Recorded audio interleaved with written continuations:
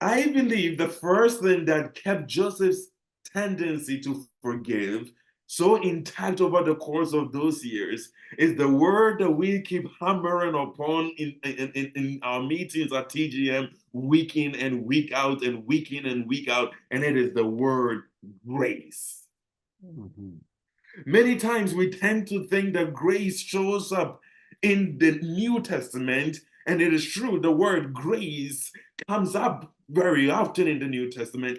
But whenever you read throughout Scripture, you should be looking for grace throughout the trends and the threads of Scripture. In fact, Martin Luther, the reformer, the German reformer from the 1500s, says that all of the rest of the themes of Scripture are actually captured within the book of Genesis. Everything that you see in Exodus all the way to Revelation is actually captured just within Genesis at some point. And grace, I believe, is captured in the story of Joseph. And that's why God decided to dedicate 14 chapters to just his story, because he wanted to set him as that typology that he is of the person of Jesus Christ, who was going to come thousands of years later to literally personify grace and live it out for you and me to benefit of it.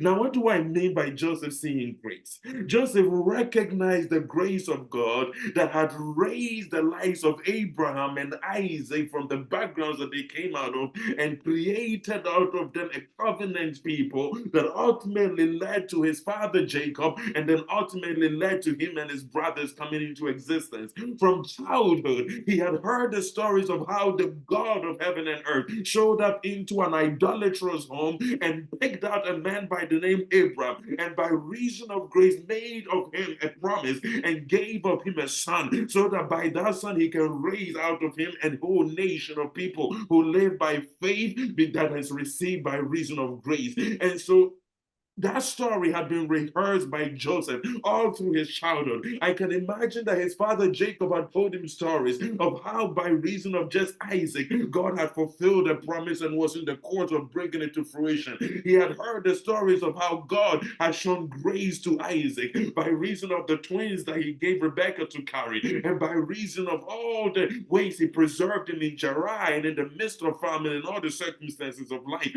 Jacob himself had his own share of stories of grace to tell. He could tell the story of the grace of God, of how he was born holding onto the heel of his brother and lying to his father, and stealing of his brother's birthright.